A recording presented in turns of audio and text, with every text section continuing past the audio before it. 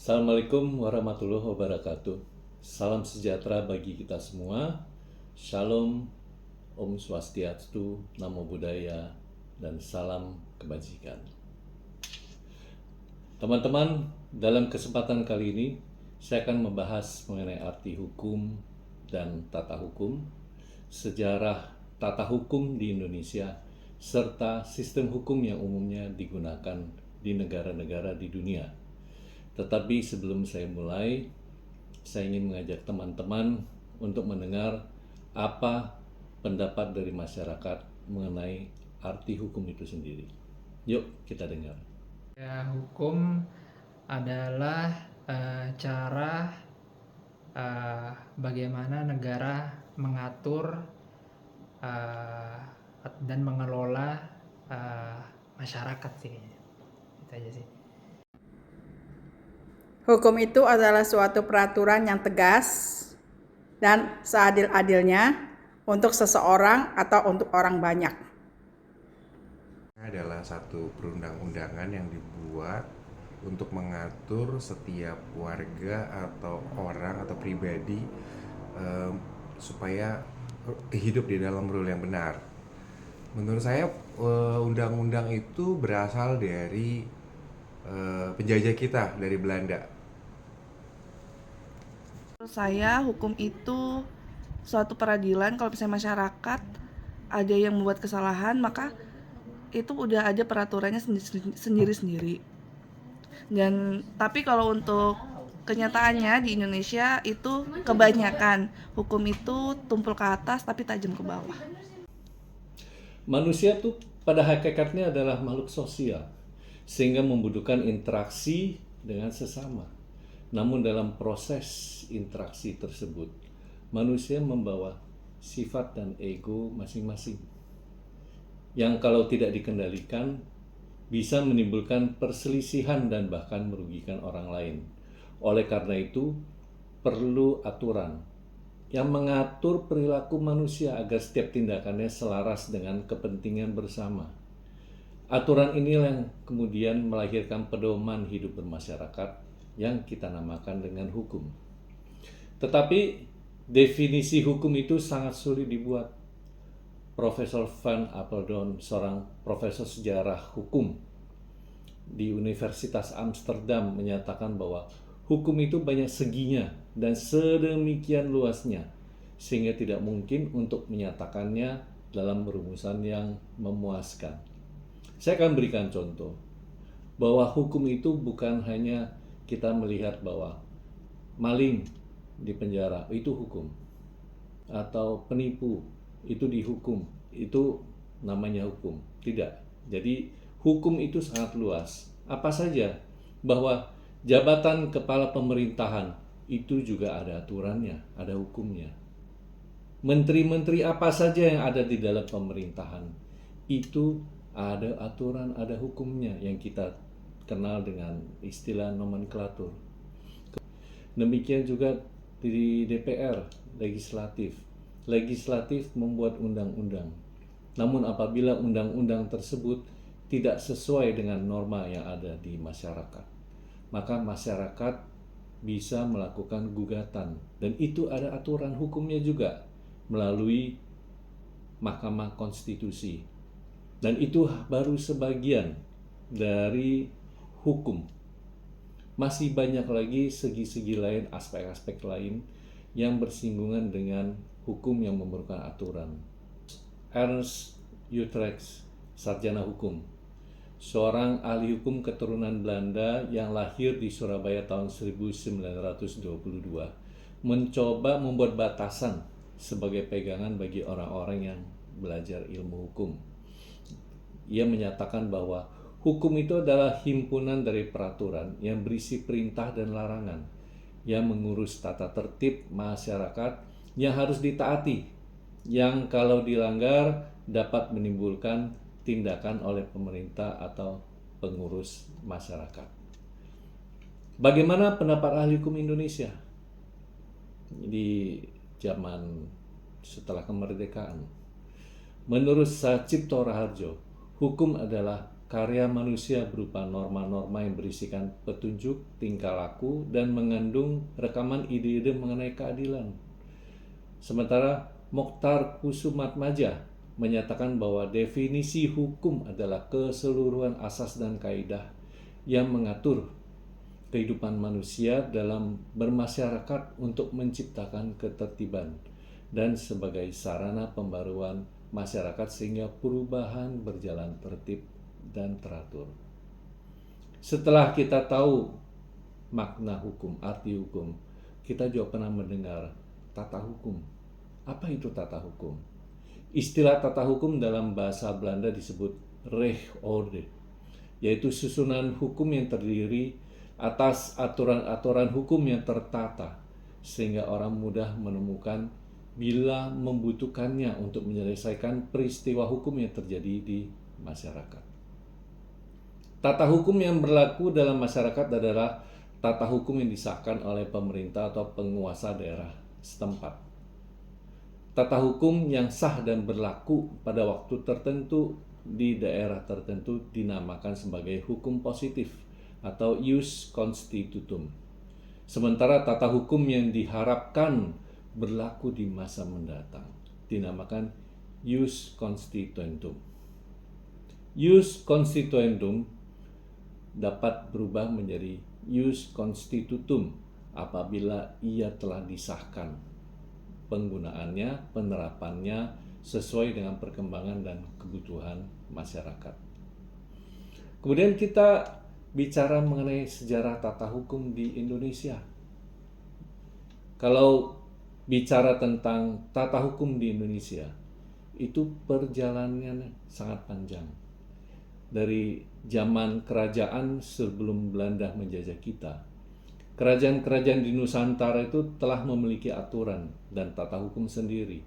Tetapi aturan dan tata hukum di saat itu masih berupa aturan lisan dari masing-masing penguasa suku, daerah, adat, maupun raja. Masuknya Belanda pada tahun 1596 membawa aturan dan tata hukum orang Belanda yang kemudian dipaksakan menjadi aturan dan tata hukum untuk Nusantara.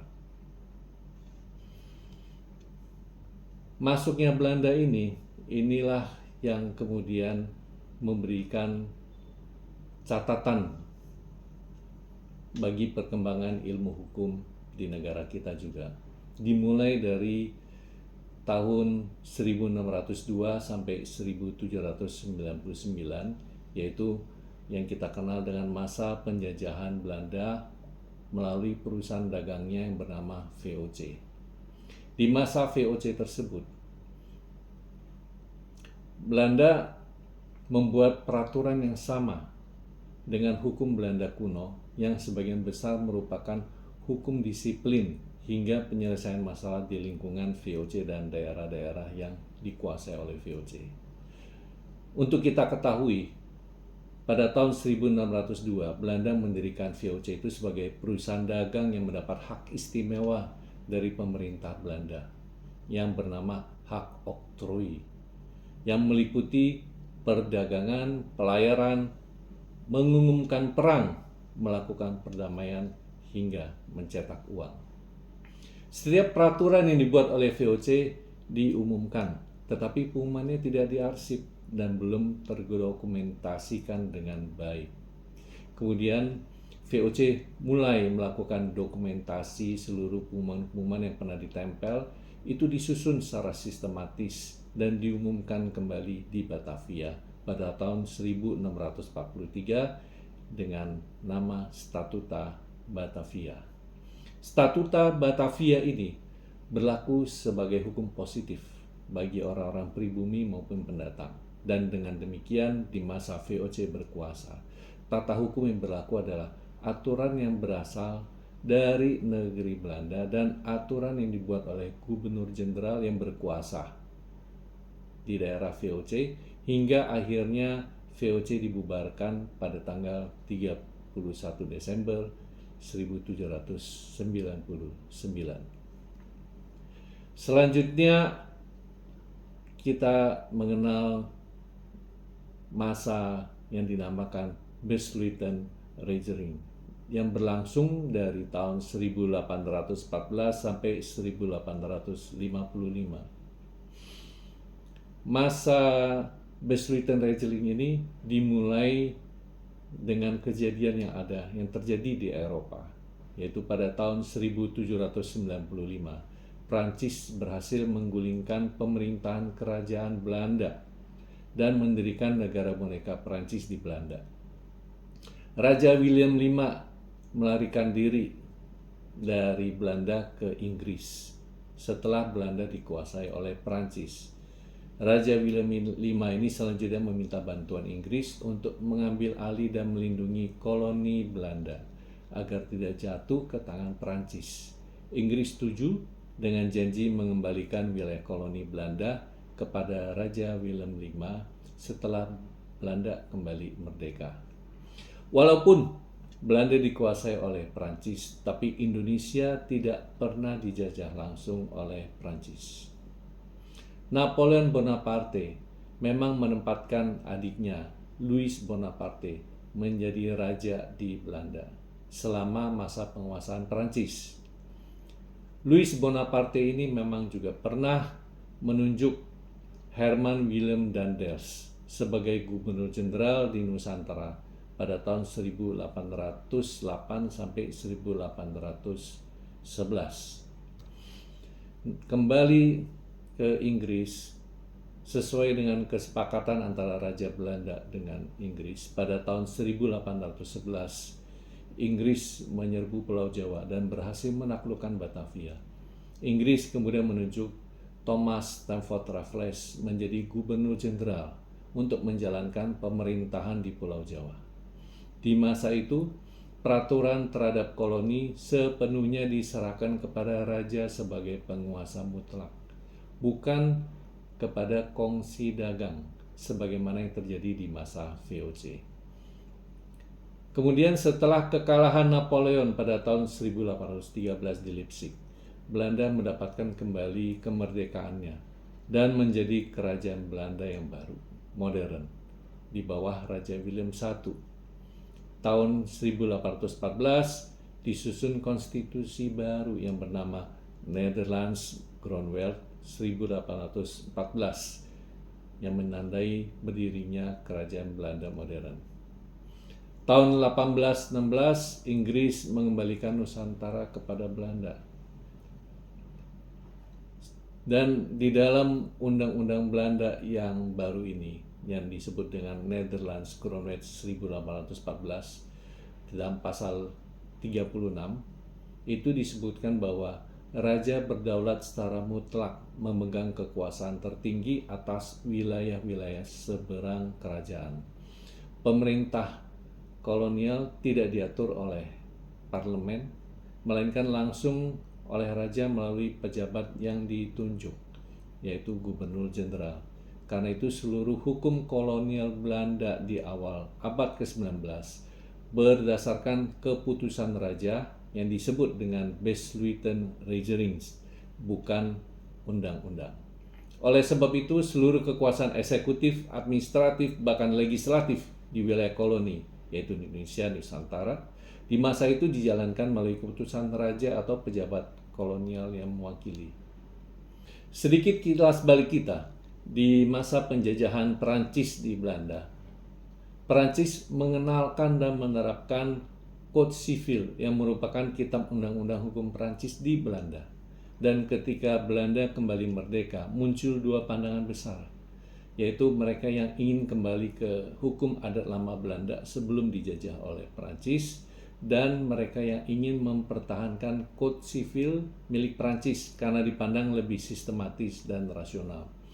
Setelah proses panjang, tanggal 1 Oktober 1838, Belanda resmi mengundangkan dua kitab hukum yang dinamakan 1. Burgerlijk Wetboek atau BW, yaitu kitab undang-undang hukum perdata yang sangat dipengaruhi oleh Code Civil de France 1804. Yang kedua adalah Wetboek van Koophandel atau WVK, yaitu kitab undang-undang hukum dagang yang sangat dipengaruhi oleh Code de Commerce milik Prancis tahun 1807. Dan hari itu di Belanda dicatat sebagai hari lahirnya hukum perdata modern Belanda.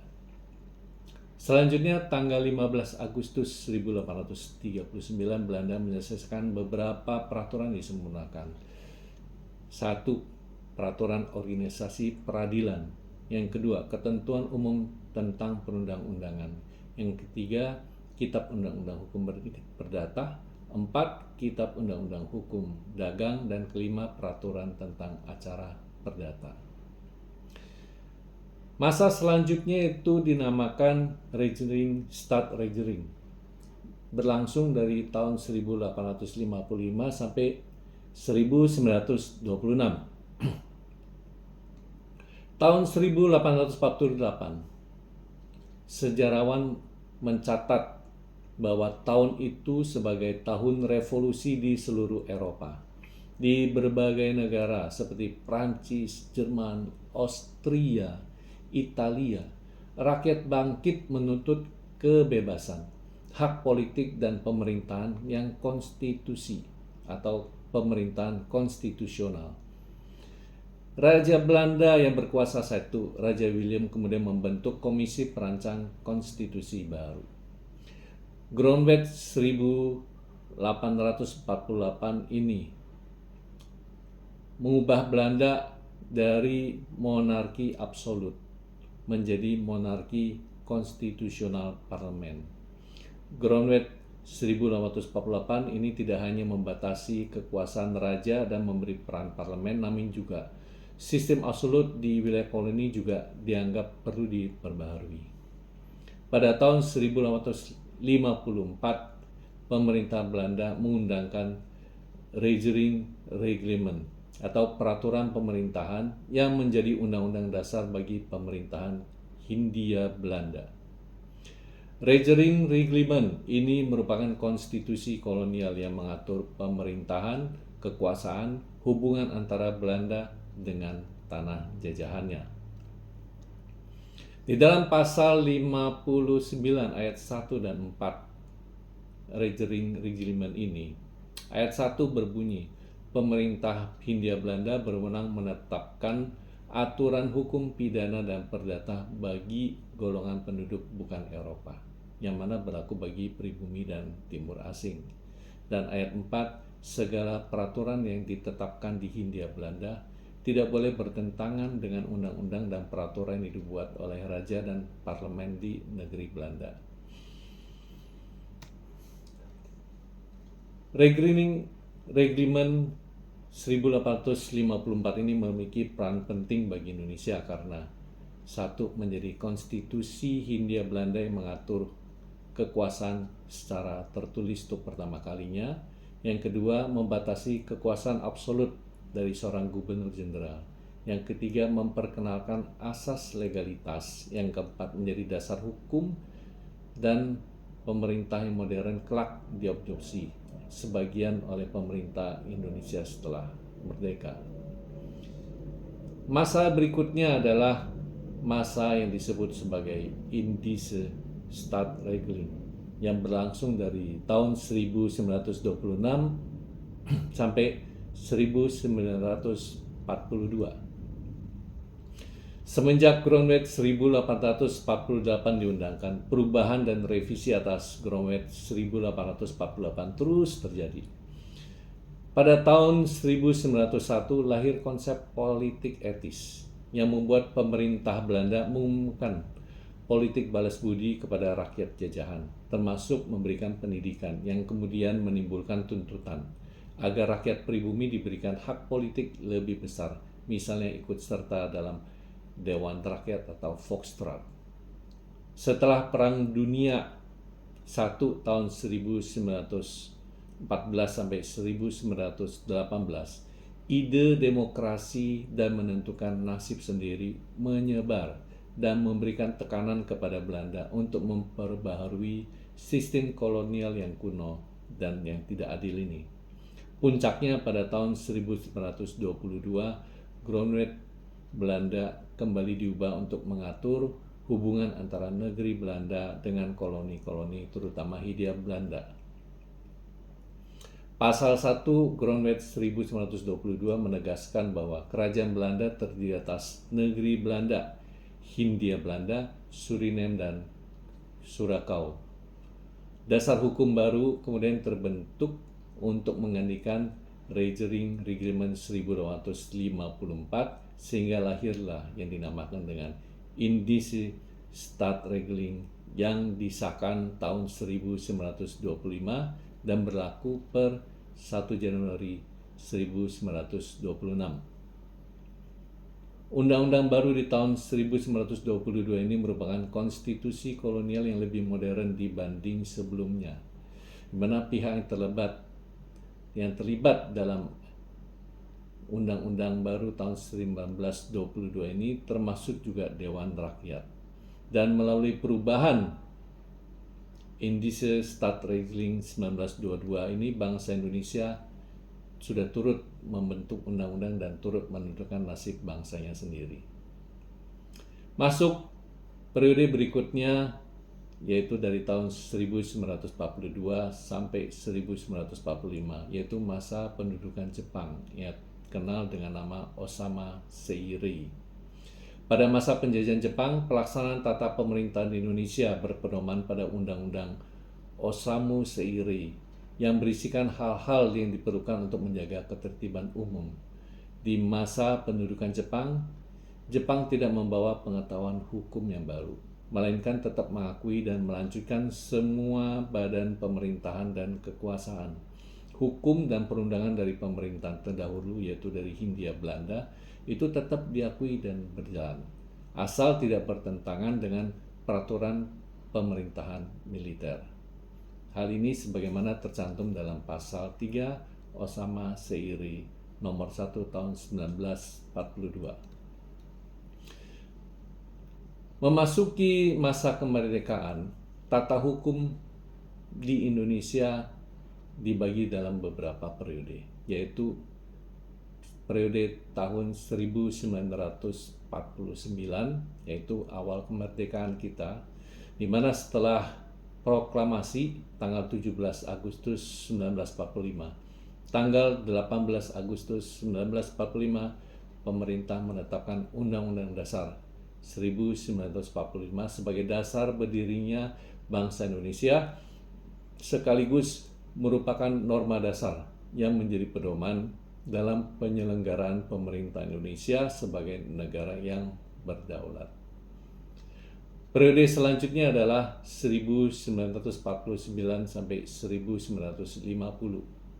Ini berdasarkan hasil konferensi meja bundar, di mana bentuk negara Indonesia berubah menjadi Republik Indonesia Serikat, sehingga harus diberlakukan Konstitusi Republik Indonesia Serikat.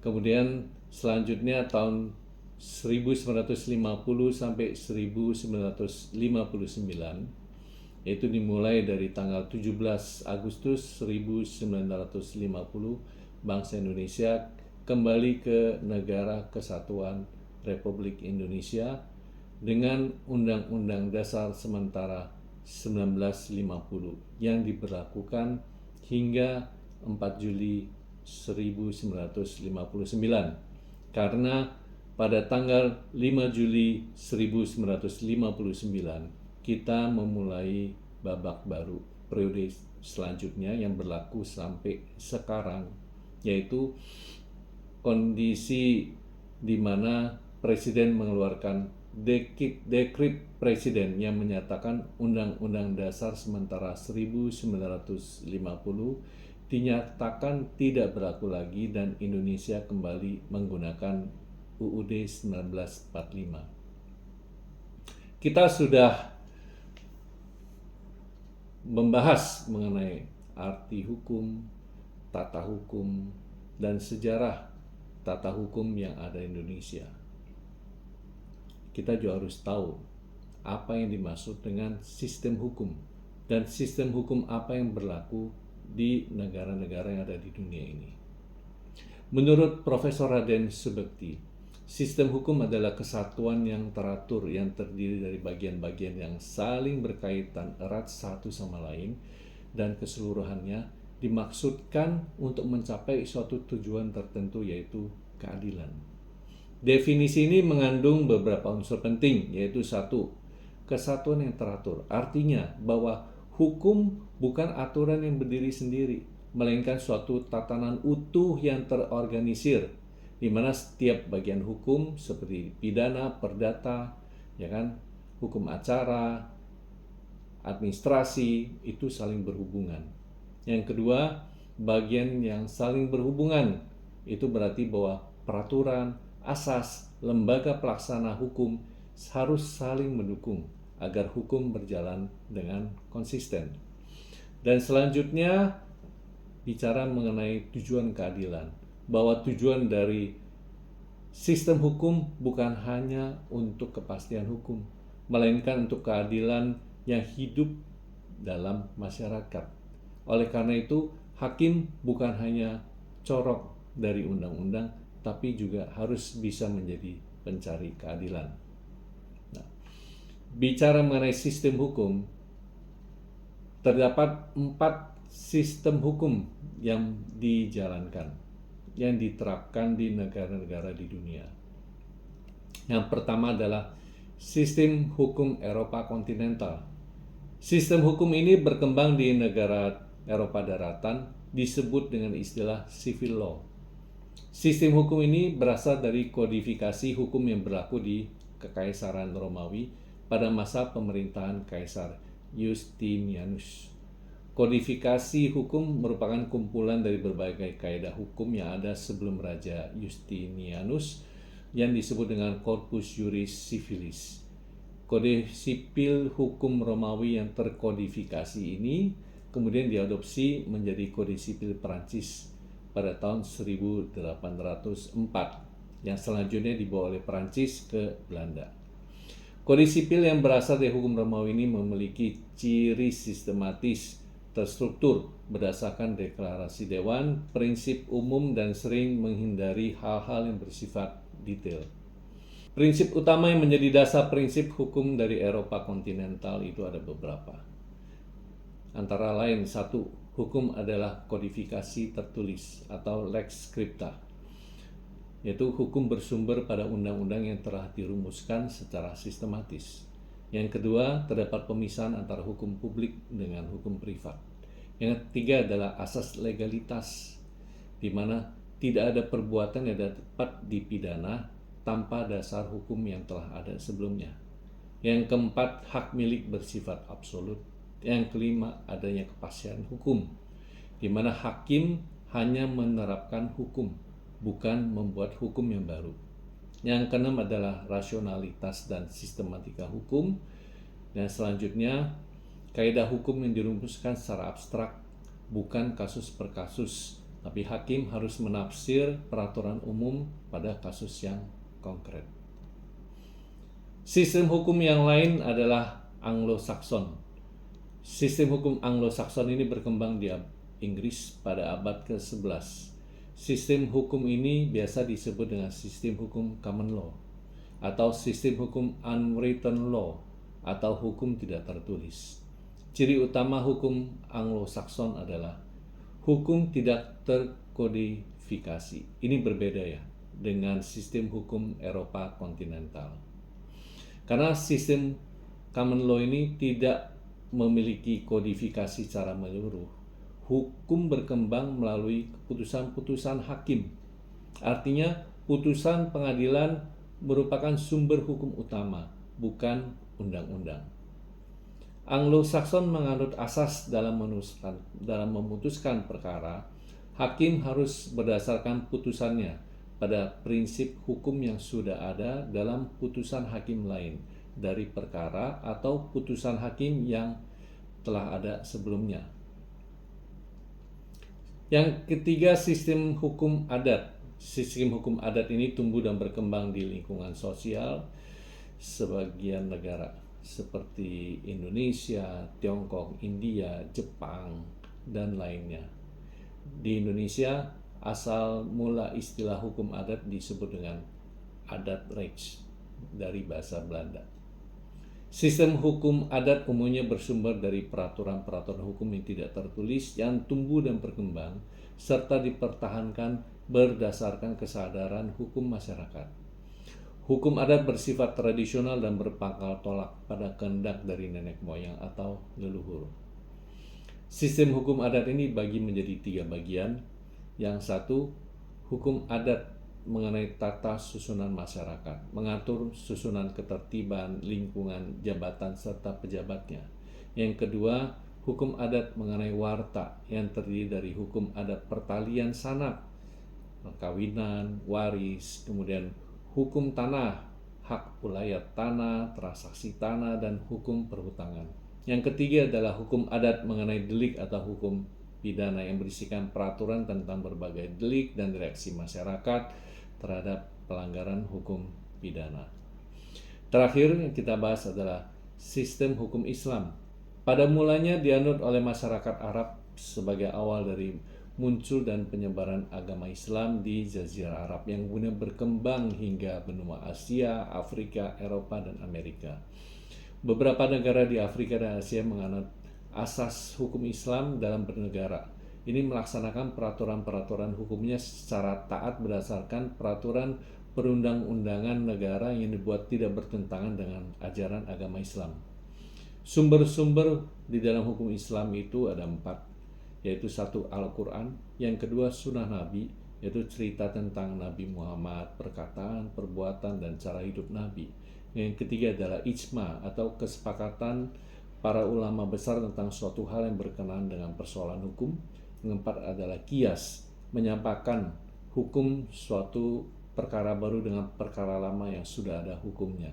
Secara bahasa, qiyas berarti mengukur, menyamakan, atau membandingkan sesuatu dengan yang lainnya. Pembagian hukum Islam dalam hukum fikih yaitu ada 3, hukum ibadah tentang cara menjalankan ibadah termasuk salat, puasa, zakat, ibadah haji. Yang kedua adalah hukum muamalat atau hukum perdata mengatur jual beli, sewa menyewa, perburuhan, hukum tanah, perikatan, hak milik, hak kebendaan, dan hubungan ekonomi syariah. Yang ketiga adalah jinayat atau hukum pidana. Demikian penjelasan saya mengenai arti hukum, tata hukum, sejarah tata hukum di Indonesia, sistem hukum, dan berbagai macam jenis sistem hukum. Semoga penjelasan saya menambah wawasan pengetahuan teman-teman terkait ilmu hukum di Indonesia. Salam.